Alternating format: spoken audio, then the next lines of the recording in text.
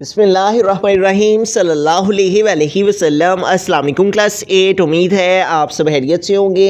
आज हम करेंगे यूनिट 9 की एक्सरसाइज 9.1 के क्वेश्चन नंबर 5 को। इससे कबल हम प्रीवियस वीडियोस में एक्सरसाइज 9.1 के क्वेश्चन नंबर 1, 2, 3 एंड 4 क्वेश्चंस तक डिटेल से इन तमाम क्वेश्चंस को डिस्कस कर चुके हैं। इन तमाम के लिंक्स मैंने डिस्क्रिप्शन में दे दिए हैं, आप इनसे रिलेटेड भी लेक्चर ले सकते हैं। एक्सरसाइज 9.1 के क्वेश्चन नंबर 5 की जानिब चलते हैं। क्वेश्चन नंबर 5 है, in the given figure prove that a square minus x square is equal to B square minus Y square. तो ये कह रहा है कि ये जो हमारे पास फिगर दी गई है, इस फिगर की मदद से ये जो हमारे पास इक्वेशन है A square minus x square is equal to B square minus Y square, इसको प्रूव करें। तो हमें क्या करना है, इस फिगर को यूज़ करते हुए ये जो इक्वेशन है इसको प्रूव करना है। तो हमारे पास ये जो फिगर है ओ ए बी, ये हमारे पास एक कंप्लीट ट्रायंगल है। इस ट्रायंगल के अंदर हमारे पास दो राइट एंगल ट्रायंगल है, ठीक है।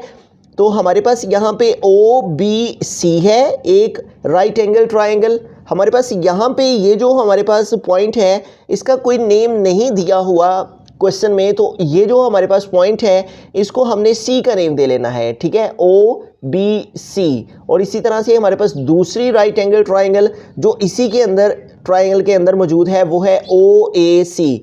तो एक ट्रायंगल के अंदर दो राइट एंगल ट्रायंगल मौजूद हैं, एक लेफ्ट साइड पे है और दूसरी राइट साइड पे है।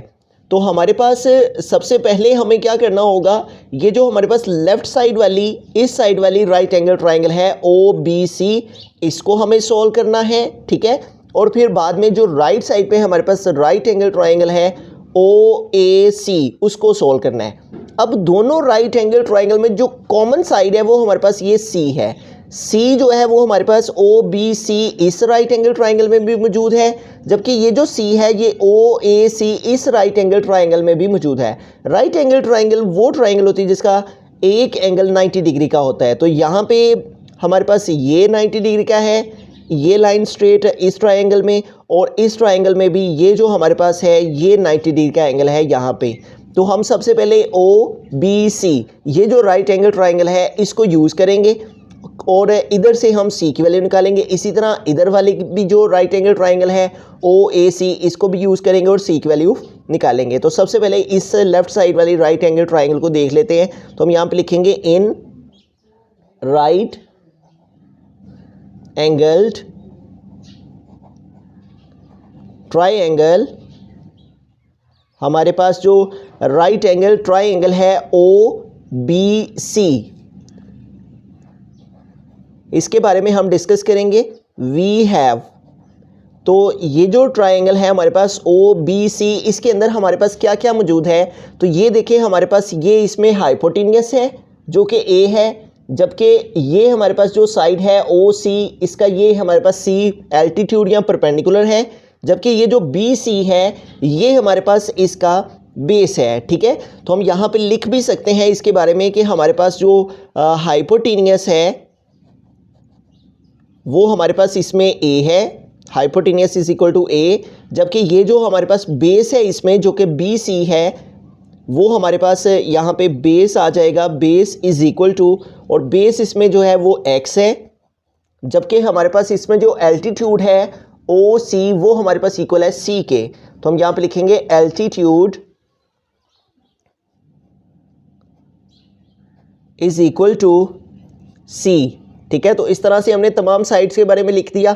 अब हम यहाँ पे पाइथागोरस थ्योरम को अप्लाई करते हुए जो है वो सी की वैल्यू को फाइंड करेंगे, ठीक है। तो हम यहाँ पे लिखेंगे बाय यूजिंग पाइथागोरस थ्योरम। तो पाइथागोरस थ्योरम हमारे पास जो है वो इक्वल होता है hypotenuse square is equal to base square plus altitude या फिर परपेंडिकुलर स्क्वायर। तो इन तमाम की वैल्यूज़ हमारे पास यहाँ पे मौजूद हैं। हाइपोटेनियस हमारे पास से है ए, तो हाइपोटेनियस की प्लेस पे हमने ए पुट कर दिया, इज इक्वल टू बेस, और बेस हमारे पास इक्वल है एक्स के, तो बेस की प्लेस पे आ गया एक्स से इसका स्क्वायर, प्लस एल्टीट्यूड, एल्टीट्यूड है हमारे पास सी, तो एल्टीट्यूड के ऊपर आ गया सी। अब इनके स्केयर को ओपन कर लेंगे, ठीक है। तो ए का स्केयर ओपन करेंगे तो ए स्केयर, और एक्स का स्केयर ओपन किया तो एक्स स्केयर, प्लस सी का स्केयर ओपन किया तो सी स्केयर। तो जैसा कि मैंने बताया कि यहाँ पे हमारे पास जो दोनों में कॉमन वैल्यू है दोनों राइट एंगल ट्रायंगल में वो सी है, तो हमें सी की वैल्यू को फाइंड करना है, ठीक है। इससे हमारे पास जो है वो ये इक्वेशन आसानी से प्रूव हो जाएगी, क्योंकि इस इक्वेशन में सी नहीं है तो इट मीन्स कि हमें सी के अलावा जो टर्म्स हैं वो लेके आनी है, तो इसलिए हम सी की वैल्यू को फाइंड करेंगे, ठीक है। अब सी स्केयर जो है वो इसी साइड पे रहेगा, सी स्केयर को हमने इधर ही लिख लिया और ये हमने ए स्केयर लिखा, और ये इस साइड पे राइट साइड पे प्लस एक्स स्केयर है, तो जब हम इसको इस साइड पे मूव करेंगे तो इधर आके इसका साइन चेंज हो जाएगा, और प्लस एक्स स्केयर जब इस साइड पे मूव होगा तो इसका साइन चेंज होकर माइनस एक्स स्केयर हो जाएगा। इसको आर लिख के ये दोनों वैल्यूज़ एक दूसरे के इक्वल हैं, तो सी स्केयर को हम लेफ्ट साइड पे लिख लेंगे, और जबकि ये जो हमारे पास आई है वैल्यू इसको हम इस साइड पे लिख लेंगे, ठीक है। और ये जो हमारे पास सी स्केयर की पहली राइट एंगल ट्रायंगल जो कि लेफ्ट साइड पे थी, इस ट्रायंगल ओ बी सी को हमने यूज़ किया है, और इसमें से हमने जो सी की वैल्यू फाइंड की है वो हमारे पास इस तरह से इक्वल आया ही है, equation c square is equal to a square minus x square.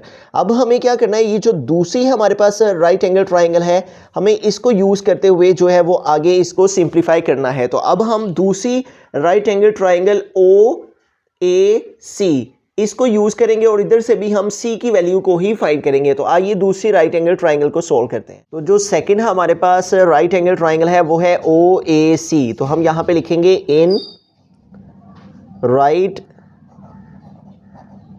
Angle triangle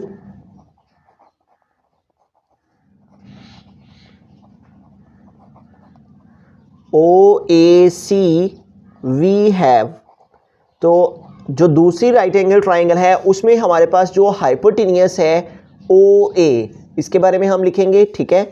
hypotenuse equal है ओ ए के, तो हम यहाँ पे लिखेंगे hypotenuse is equal to O A, और ये इक्वल है हमारे पास बी के, जबकि हमारे पास जो बेस है वो है सी ए, तो हम यहाँ पे लिखेंगे बेस इज इक्वल टू सी ए, और ये हमारे पास इक्वल है y के, तो सी ए इज इक्वल टू आ गया y, जबकि हमारे पास जो एल्टीट्यूड या परपेंडिकुलर है वो है हमारे पास ओ सी, और ये इक्वल है हमारे पास c के, तो हम यहाँ पे लिखेंगे एल्टीट्यूड या फिर perpendicular, altitude is equal to O C, और हमारे पास ओ सी इक्वल है सी के, ठीक है। तो इस तरह हमने हाइपोटेनियस लिख दिया वो है बी, जबकि बेस है हमारे पास वो है वाई, तो इन दोनों को वैल्यू को, और थर्ड हमारे पास एल्टीट्यूड है सी, इसको हमने लिख दिया। अब यहाँ पे हमें पाइथागोरस थ्योरम को अप्लाई करते हुए जो है वो यहाँ से भी हमें सी की वैल्यू को ही फाइंड करना है, तो हम यहाँ पे लिख लेंगे statement by using Pythagoras theorem.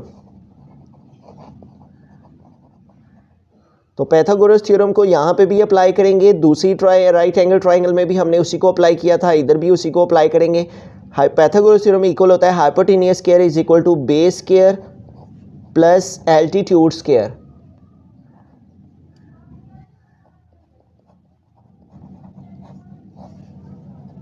तो अब यहाँ पे हम तमाम वैल्यूज़ को पुट कर देते हैं। हाइपोटेनियस और हाइपोटेनियस हमारे पास इक्वल है बी के, तो हाइपोटेनियस की प्लेस पे आ गया बी और इसके ऊपर आ गया square is equal to base, तो बेस हमारे पास इक्वल है वाई के, तो बेस की प्लेस पे आ गया वाई और इसके ऊपर भी स्क्वायर आ गया।